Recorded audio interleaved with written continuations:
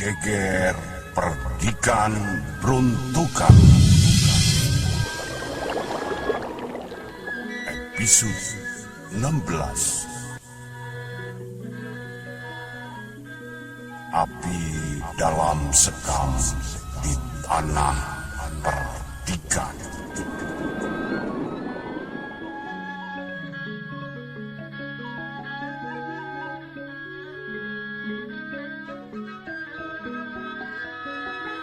Persis pada hitungan Madya Chandra, Adipati Wonosalam memegang kendali Kadipaten Perdikan. Dia harus menukar Patih Ranu Adi menjadi mahaguru bagi pawiyatan di seluruh antero Kadipaten Perdikan. Juga menggeser beberapa temenggung pada posisi yang baru.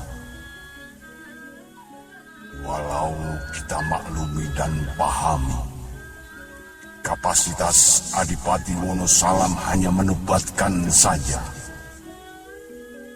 Karena sangat jelas bahwa rencana pergeseran dan pemindahan itu dibuat pada saat akhir kekuasaan Adipati Senjoyo.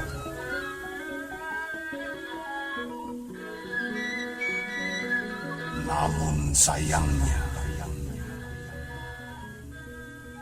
Adipati Senjoyo tak mendapatkan waktu untuk mengeksekusi sendiri. Keburu dia dipindahkan ke Pengging.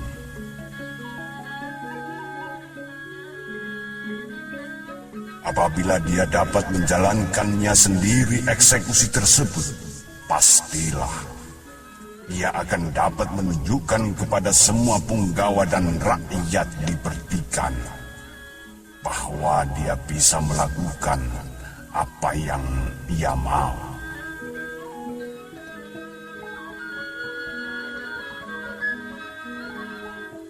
Tentu saja pergeseran para temenggung ini ada yang diuntungkan. Namun, ada juga temenggung yang harus merasakan posisi di bawah. Saatnya cakra manggilingan berputar sesuai arah yang digariskan Sang Hyang Manon.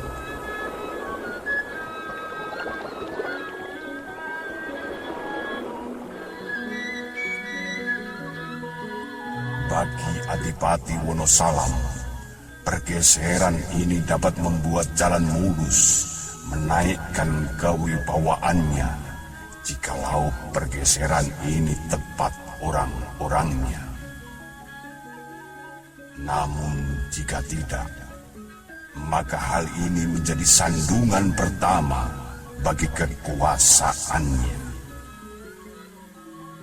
Apapun kejadiannya, karena penobatan itu terjadi saat dia memegang tampuk kepemimpinan sebagai adipati, maka suka atau tidak suka, enak atau tidak enak, mendukung kekuasaannya atau malah sebaliknya, tetap saja Adipati Wonosalam harus menelan apa adanya.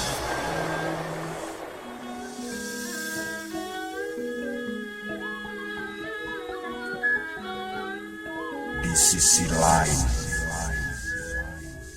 desas-desus para prajurit magangan yang merasa kecewa dengan Mugiso semakin santer di lingkungan Kadipaten Perdikan, lantaran para prajurit magangan tidak diberi kesempatan untuk mendapatkan lencana resmi sebagai prajurit Kadipaten yang dikeluarkan oleh kota raja. Mereka menganggap bahwa satu-satunya orang yang menghambat dan bertanggung jawab dalam hal ini adalah Mugiso.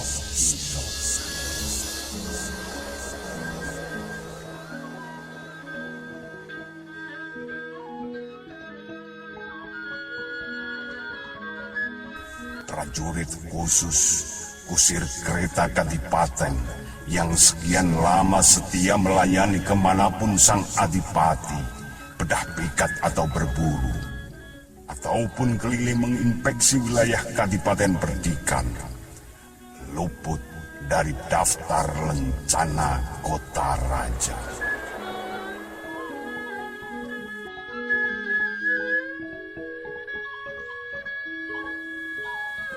Kemarahannya yang meluap-luap kepada Mugiso ditumpahkan di depan teman yang dianggap dekat, yakni Tamtama Pajineman. Rupanya kemarahan dia itu mewakili prajurit-prajurit magangan lainnya. Sempat terucap olehnya, sudah saatnya Parang dan Keris untuk bicara dengan Mugiso.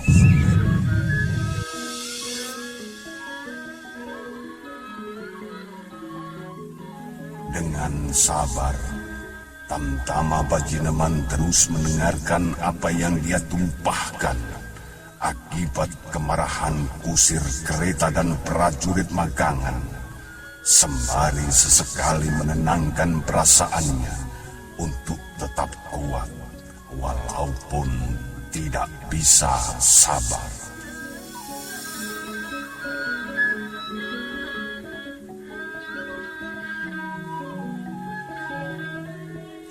Tamtama Pajineman sangat paham apa yang mereka rasakan karena berkaitan dengan jejaknya kendil dan kesejahteraan keluarga prajurit magangan.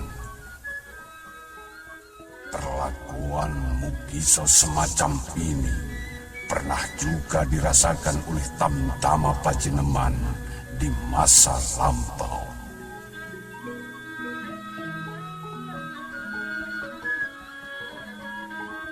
Bagi Kawulo Alit, sebenarnya tidak menuntut lebih harus mendapatkan lencana itu.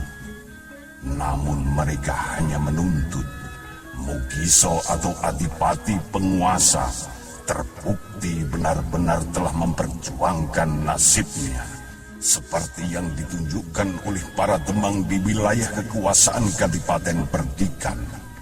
Jika ada prajurit magangan yang kesulitan mengurusnya, diberikan layang perintah untuk datang ke Kadipatenan menemui seorang bekel di Katamenggungan Mugiso.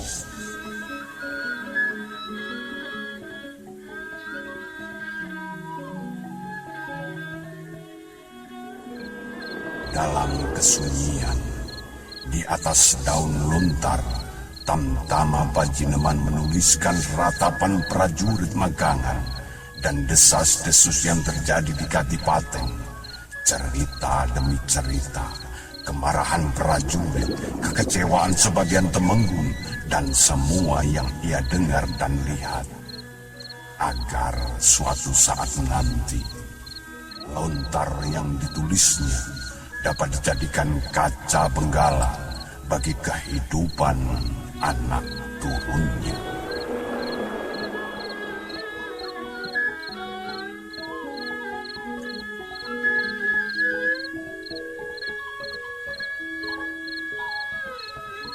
Di dalam diam Tamtama Pajineman menuliskan lontar, ada praduga, kekecewaan sebagian temenggung, kemarahan prajurit magangan, dan semua ketidakadilan yang sudah lama menumpuk dan panas. Bak api di dalam sekam yang sewaktu-waktu siap membakar semua isi kedaton Perdikan. Pembangkangan para prajurit magangan, pemberontakan para temenggung yang kecewa, dan balilonya para temang di daerah sangat mungkin terjadi jika semua tidak terkendali.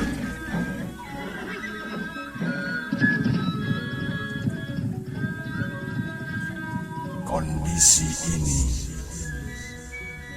bagi Adipati Wonosalam dan Mugiso, pemberontakan dan pembangkangan mungkin dipikir sangat gampang untuk dipadamkan, karena kadipaten mempunyai kekuasaan dan kekuatan penuh, serta didukung pasukan elit, baik infanteri maupun kavaleri. Sekali bergerak, pastilah para pengaju dan pembangkang dapat dipatahkan.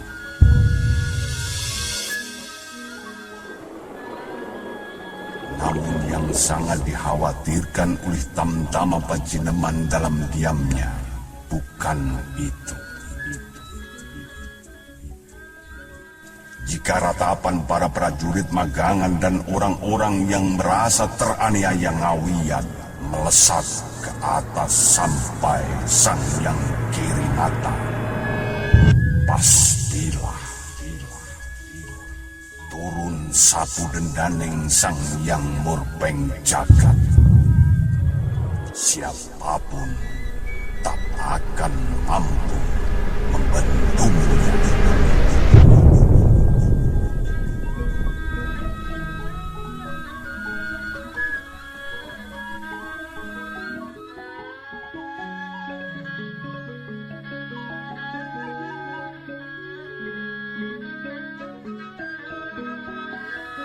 Apa yang akan terjadi selanjutnya di Kadipaten Perdikan ini? Nantikan pada episode 17 Geger Perdikan Brontokan, tentu di channel kesayangan Anda ini. Salam sehat, sukses terus dalam berkah di kehidupan Anda sekalian.